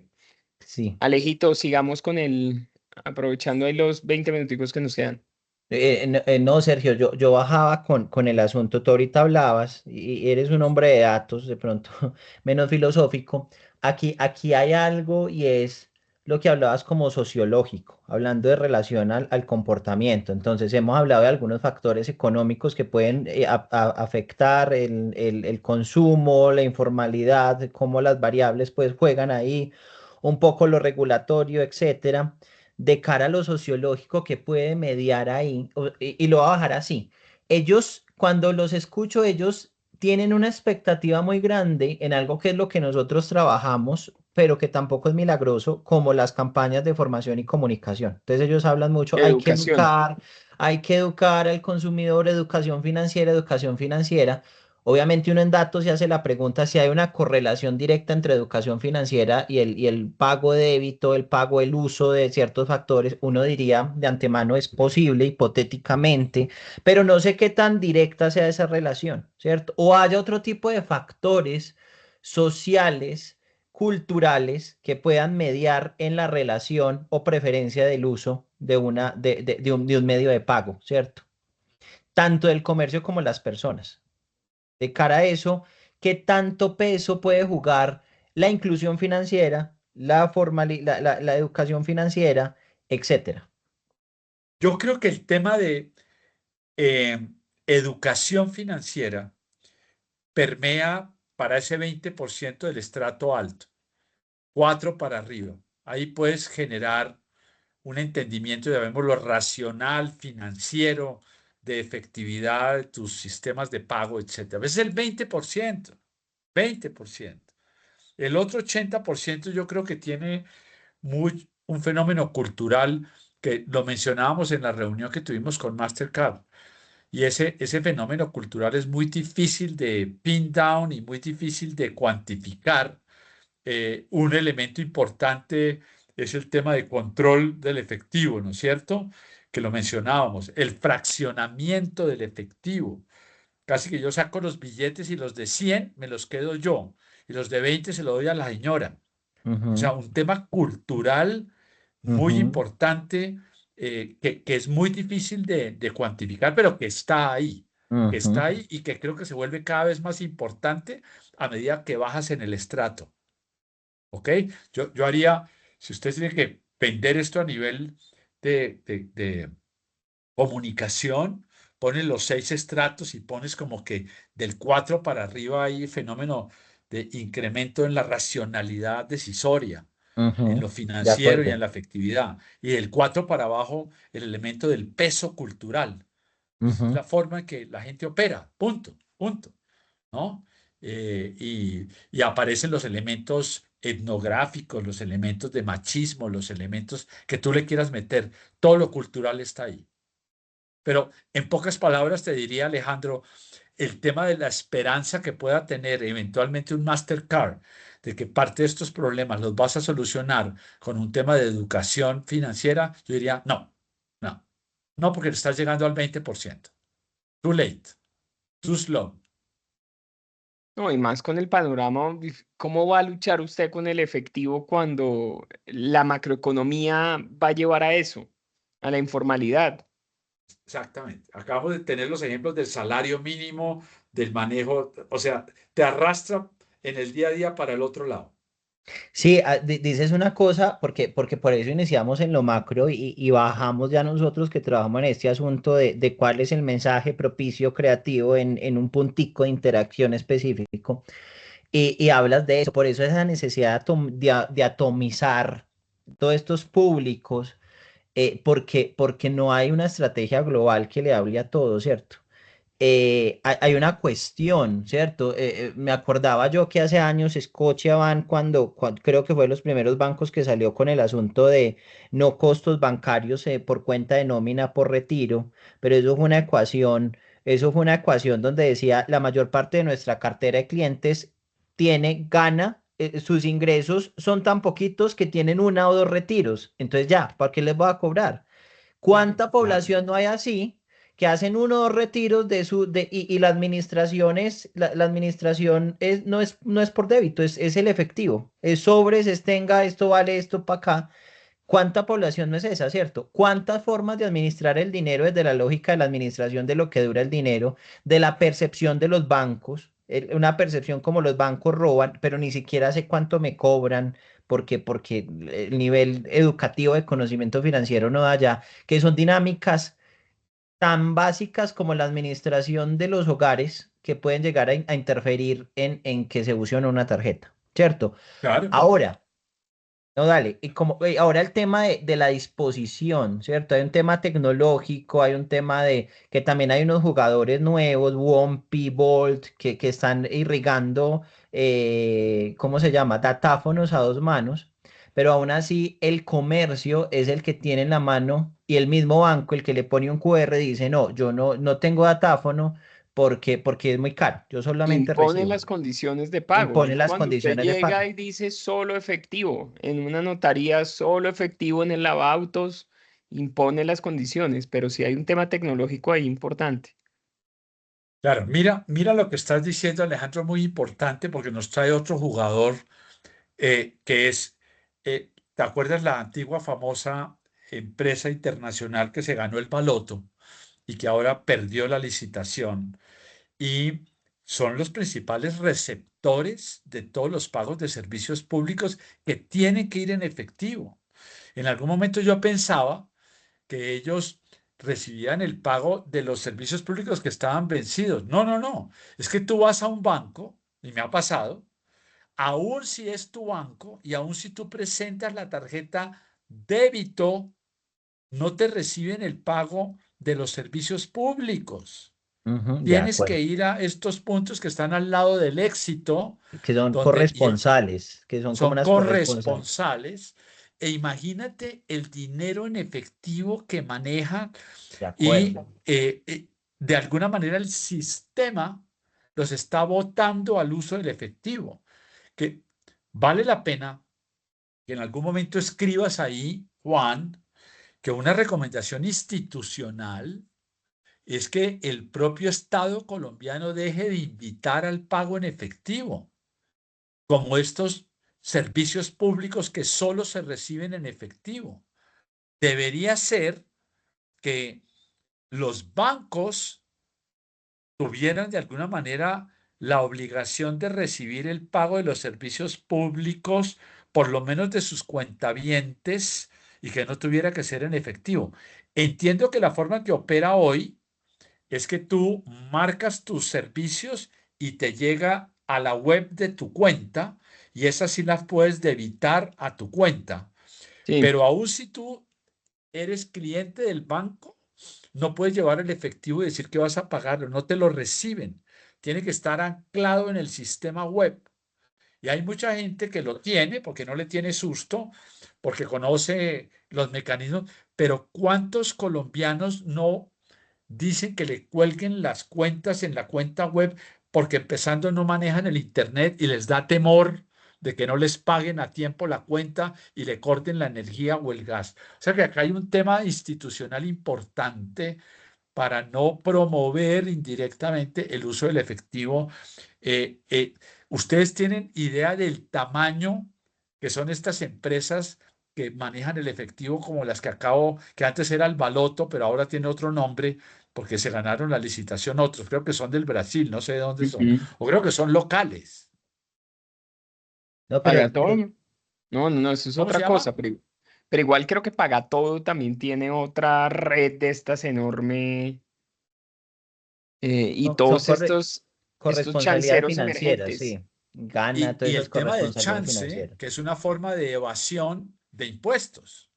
Entonces, eso es otra tarjeta que de alguna manera deberían ustedes decirle a Mastercard que levanten la bandera ante el breve del Banco de la República, que sí tiene leverage con el gobierno, para decirle, usemos todo esto dejando huella transaccional y evitemos todos estos chanceros y todos estos balotos y toda esta serie de mecanismos institucionales que promueven ese pago en efectivo.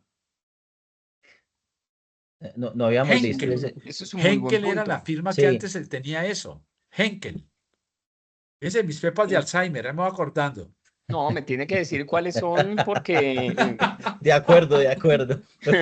Necesitamos. No, Sergio, muy interesante porque aquí en la cabeza hacemos como ese ejercicio casi que como decíamos medio etnográfico, como bajando una familia, estrato 2 3 entonces uno empieza a decir dónde mercan, dónde pagan servicios públicos, qué pasa. Y ahí se puede uno encontrar con un montón de barreras institucionales, culturales, financieras, de educación, que valdría la pena después explorar un poco en esa correlación, ¿cierto? De pronto de tantos productos financieros, qué tanto se paga en efectivo, los servicios públicos, donde para uno empezar a mirar dinámicas de distribución de los ingresos y de transaccionalidad con ellos.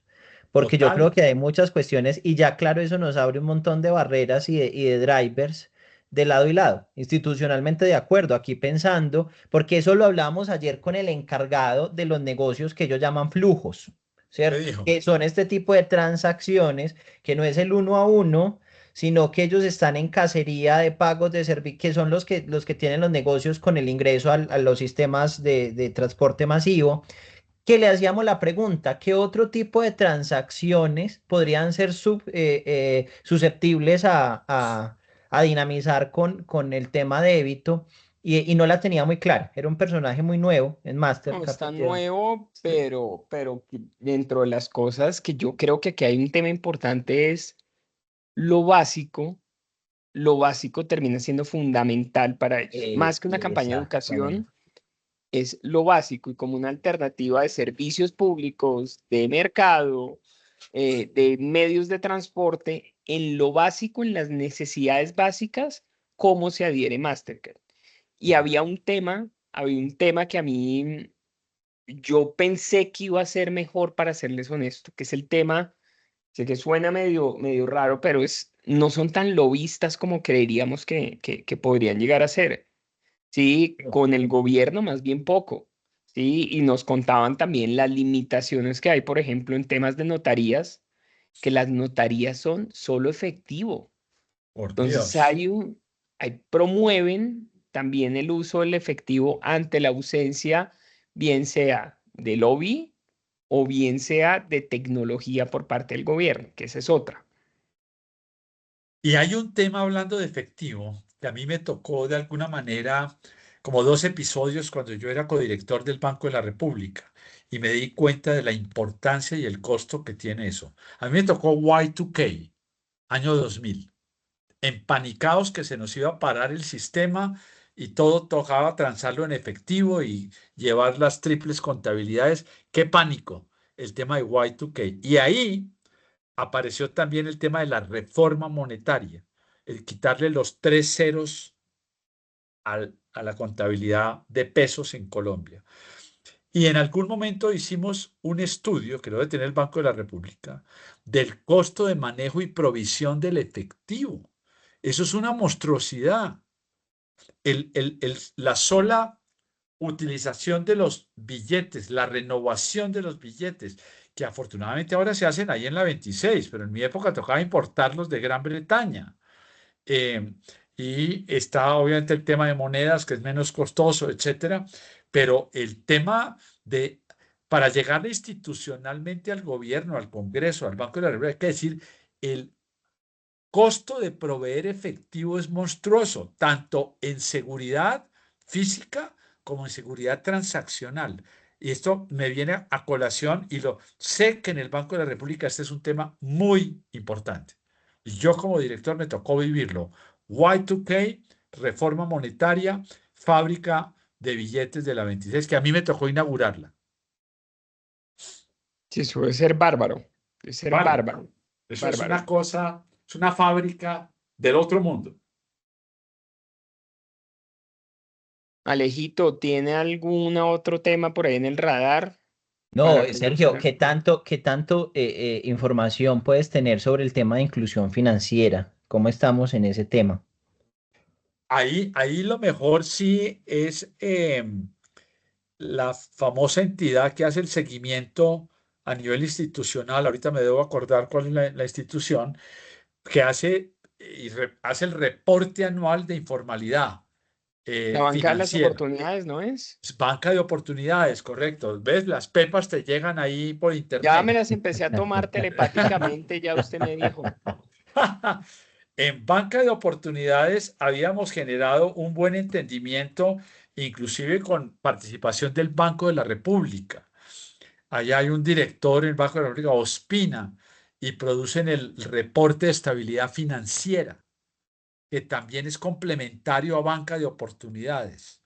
Entonces, tanto en el reporte del Banco de la República al Congreso de la República, reporte financiero como en el reporte de banca de oportunidades que sale anualmente, de pronto semestralmente, tienes toda la filigrana con un elemento y es, yo creo que los datos están ahí parqueados desde hace 4 o 5 años. O sea, uso de por lo menos un instrumento financiero en adultos mayores, 95. Ya todo el mundo está ahí, porque las propias firmas pagan a través sus nóminas de las cuentas de ahorro, ¿correcto? Cuando dicen que está inactivo y que baja de 95 a 65, la gente se coge los pelos y eso no tiene ninguna importancia. Quiere decir que son cuentas de alguien que trabajó hace 4 años ahí, le pagaron y esa cuenta quedó inactiva. Pero es que ahora está en otra firma, le pagan en otra cuenta. Entonces, ese tema yo diría que está chuleado. Yo diría que prácticamente tenemos una universalización de el acceso por el lado pasivo de los bancos y está el tema de los corresponsales bancarios, la droguería que en La Guajira hace de banco, eso funciona bastante bien. Y cuando la gente se pregunta por banca de oportunidades y inclusión financiera por el lado activo, aquí sí les quiero ilustrar algo porque no es nada obvio. Llegan y dicen, colombianos adultos que tengan un crédito, 35%. Dice, fija, no hay penetración por el lado activo. No, no, no, no. Solo estudiamos mucho en ANIF durante 15 años. Uno, ¿quién dijo que todas las empresas y todos los hogares necesitan y quieren crédito? No. A una empresa que le va bien no necesita crédito. Usa sus utilidades para financiar sus proyectos. Dos, hay una pequeña franja de menos del 10% del potencial de quienes demandan crédito, que son los autoexcluidos, que dicen, ¿usted por qué no solicita crédito? Porque es que creo que no me lo van a dar. Eso aparece en las encuestas de ANIF. Si te metes a la web de ANIF, están todas las encuestas eh, a las pymes. Y hay una serie de preguntas que tienen que ver con eh, inclusión financiera por el lado activo del balance. Entonces, no te vas a despelucar y decir que 35% es malo, no. De hecho, está en el benchmark internacional. Si tú vas a México, a Brasil y preguntas, adultos que tengan crédito, están entre el 35 y 40%.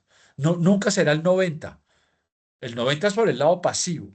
Entonces, mira y hay mucha buena información. Banca de Oportunidades, Banco de la República y en la web de ANIF están las encuestas a las pymes y hay un módulo como de 3 o 4 preguntas que tienen que ver con formalidad financiera. Y ahí tienen las respuestas con series de tiempo. No el último dato, sino llevamos 15 años haciendo la misma pregunta y ves cómo ha cambiado.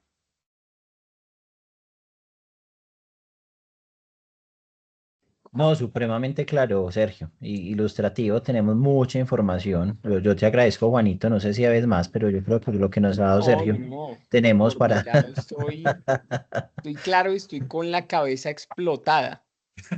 Estamos aquí maquinando, maquinando, maquinando, maquinando. No, agradecerte, Sergio. Agradecerte porque 1 hora y 40, que pareció media hora, muy agradable, de verdad, increíble, increíble.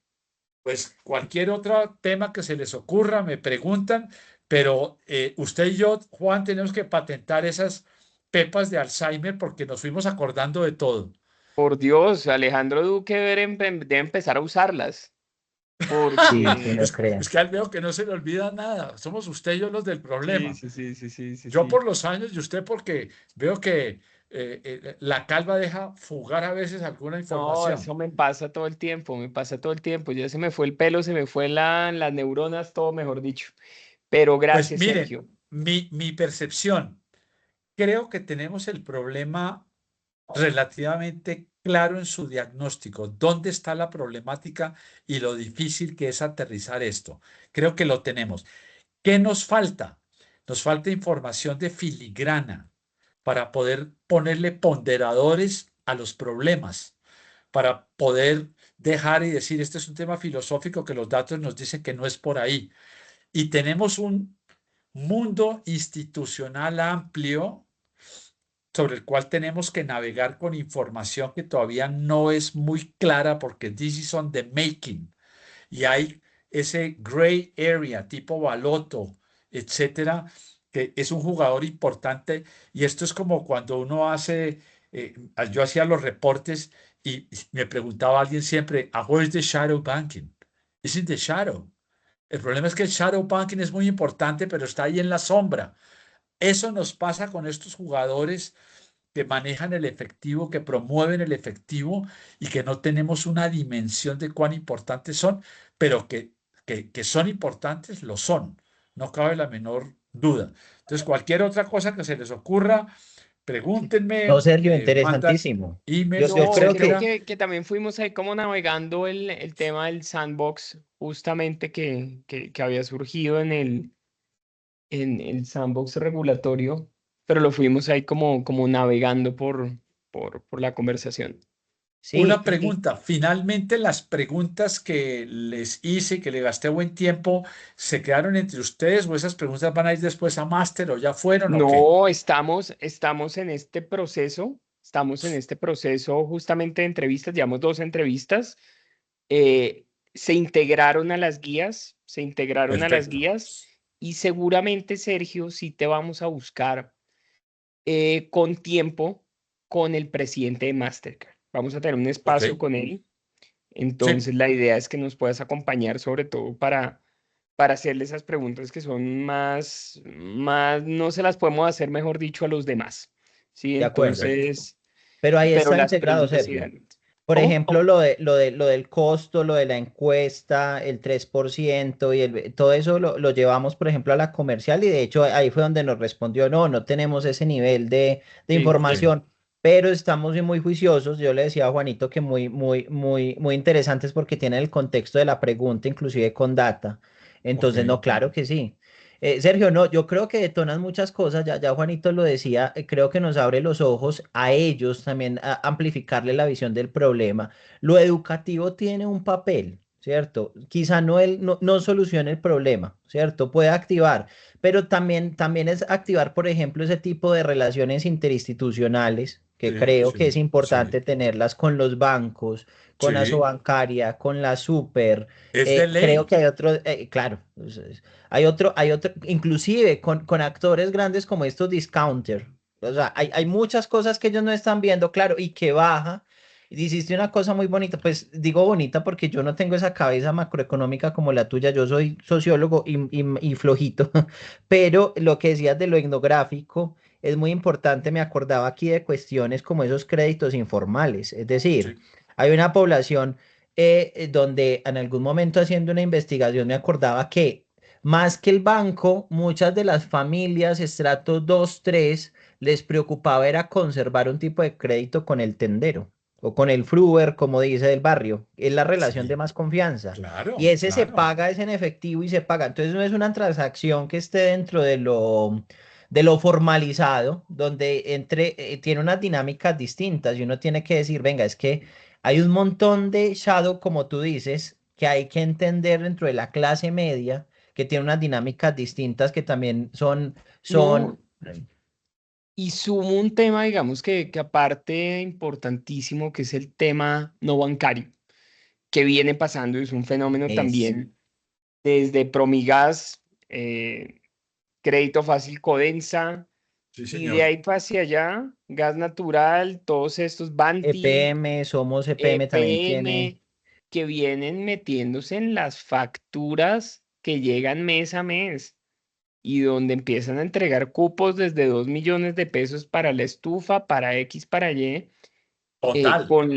y eso también es otro tema que creo que hay que entenderlo muy bien.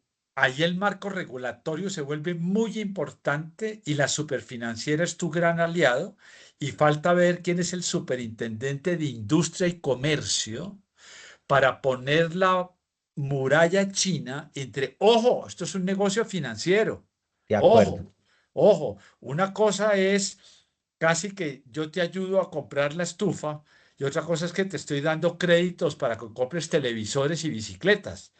Entonces ahí tienes que llamar al superintendente y decirle, a ver, ¿dónde está? Usted se está pasando, a la parte crediticia genérica. Y tienes razón ambos, Alejandro y Juan, y eres excelente sociólogo, Alejandro, porque estás introduciendo precisamente estos otros elementos del diario que hacer. Y no lo hemos mencionado, pues es muy importante. El tema del gota a gota.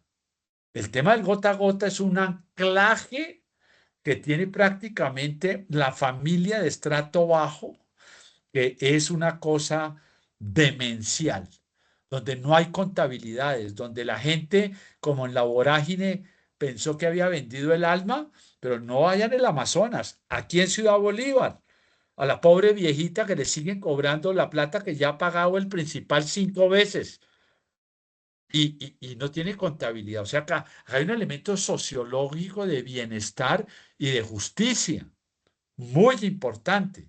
El tema de inclusión financiera no solo es que me usen, sino que el Estado tiene que, por Dios, hacerle justicia a la gente de que mejor que pagues el 30% de usura y no el 300 del gota a gota. Y nadie sabe hacer Sergio, las cuentas. ahí de pronto me activas algo que estaba ahí en el pedestal y es una inquietud inclusive personal, pero dentro de todo el indicador de desarrollo humano, ¿cierto? De la ONU, de adoptar estas miradas de desarrollo humano, el aseguramiento y la inclusión financiera hacen parte de los esquemas de desarrollo humano, ¿cierto? ¿Por qué? Pero Por la total, ampliación de posibilidades. ¿Cómo, en qué sentido lo ves tú que esa inclusión, el aseguramiento, el sacarlos y meterlos al sistema puede impactar directamente en el desarrollo humano, entendiéndolo como ampliación de posibilidades, que es como lo que teóricamente dicen? Claro, me pero yo le permite acceder diría a de más. entrada como un elemento fundamental casi de derechos humanos. Exactamente. Pero mira, es que lo hablo con el caso de mi conductor 10 años atrás. Yo sabía cuánto le estábamos pagando y yo decía, pero ¿cómo es posible que el sueldo que le estoy dando me dice que no le alcanza y no le alcanza y no le alcanza? Si su vecino tiene un niño, tiene dos niños y usted tiene uno, ¿cómo que no? Descubrí que el hombre estaba en un gota a gota, lo Claro, lo estaban estaba desangrando, desangrando desangrando. y en la empresa le prestamos la plata para cancelar el gota a gota y lo mandamos con un abogado para que no lo siguieran extorsionando. Era un sistema de extorsión. Es un tema de justicia, porque la gente no es que yo no sé cuánto debo, doctor. Por Dios. Este es un Y aquí- conductor, imagínese una viejita. sí, y la matan, La además. matan, la matan. Usted me sigue pagando porque es que me debe. Hasta que Oigan, no le pones un tipo de la policía y que le dice usted está hostigando a la señora, usted no tiene por qué seguirle cobrando, no te lo quitas de encima. Es un tema de derechos humanos. y aquí hay un tema importantísimo ahorita que lo mencionan, que atando cabos, el posicionamiento o el propósito de Mastercard en el mundo es lo que llaman ellos el priceless possibilities, que es de qué forma te abre al mundo un montón de cosas. Y creo que eso sí hay que tomarlo casi que literalmente ese possibilities, porque creo que es muy importante acá. Pero si yo me llevo ese mensaje y particularmente lo he venido pensando mucho, este tema de educación no va a funcionar abajo de la De forma en que acuerdo. creeríamos que funciona. Funciona arriba, la educación financiera funciona arriba y te enseñan ya cuando tú tienes cubiertas tus necesidades básicas, ya entra otra parte, ya están educando Claro. sobre ETFs y invierta en QQQ y rastree estas 500 empresas Abajo, y abajo esa educación financiera tiene que ir de la mano del Estado. Tiene casi que llegar, como te digo, en el caso del gota a gota, a decirle cómo es este hostigamiento que hay, pero no es que el tipo entienda cuál es el principal y la tasa compuesta y el principal. No, no, no, no. Eso es totalmente insuficiente. Ese es para el que no está asediado. En el estrato alto hace finanzas y mira, el otro ejemplo que es patético. Ya, la gente se me acerca y me dice, doctor, ¿qué hago? En los restaurantes, me digo, ¿qué te pasa? Dice, no, es que tengo esta tarjeta de crédito y tengo una tasa de interés y yo no entiendo el compuesto, pero me están cobrando varias veces. Y le digo, ¿y usted para qué tiene esta tarjeta? No, es que yo iba a viajar a San Andrés. Y dije, uy, este viaje, estos pasajes costosos, ¿no? ese, pero si es lo que usted quiere hacer. No, doctor, es que yo ya no quiero viajar a San Andrés y no me puedo echar para atrás. Entonces, ahí es donde aparece el tema de educación financiera. Tú le puedes decir a alguien de estrato 4, ¿sabe qué? Si no conoce San Andrés y quiere conocerlo, no se endeude. Ahorre para comprar de contado los pasajes. Y solo cuando esté seguro que puede ir los cobra. Obviamente esto no se lo puedes decir a un banco, porque el banco quiere que todo el mundo se endeude para ir a San Andrés, así después no viajen. Entonces hay un tema institucional también. Hay un tema institucional que no se lo podemos decir a los bancos. Los bancos no le van a decir a la gente, endeúdese solo para la inversión de su pyme, pero no se endeude para irse de paseo. No te lo van a decir. Muy complicado, ¿no? Sí, bastante complicado y sobre todo que sí está la desbalance, particularmente cuando ella nos contaba, pues al banco le interesa más cuidar la plata que le deben que proteger la que está en depósito. Sí, que ahí es donde juega Mastercard. Claro, claro, claro. Listo. Entonces, muchas aristas, muy interesante. He aprendido mucho de sociología. Con Juan he aprendido de todo. Y yo no he hecho sino repetirles lo que ustedes ya sabían, pero ahí vamos organizando el rompecabezas. No, Sergio, mil Fantástico, gracias. buenísimo. Fantástico. Sergio, mil gracias por tu tiempo. 5 minuticos ahí nos ganamos para el cafecito. Y nada, muy agradecidos contigo, Sergio. Muy agradecidos, de Un, verdad. un gusto, un gusto. Una Ya lluvia están de las ideas muy siguientes fechas interesante. coordinadas, creo que ya están todos los talleres coordinados. Te buscamos con tiempo cuando nos den la agenda del presidente de Mastercard, ¿vale? Listo, me Que es el mismo cuentas. presidente regional, ¿vale?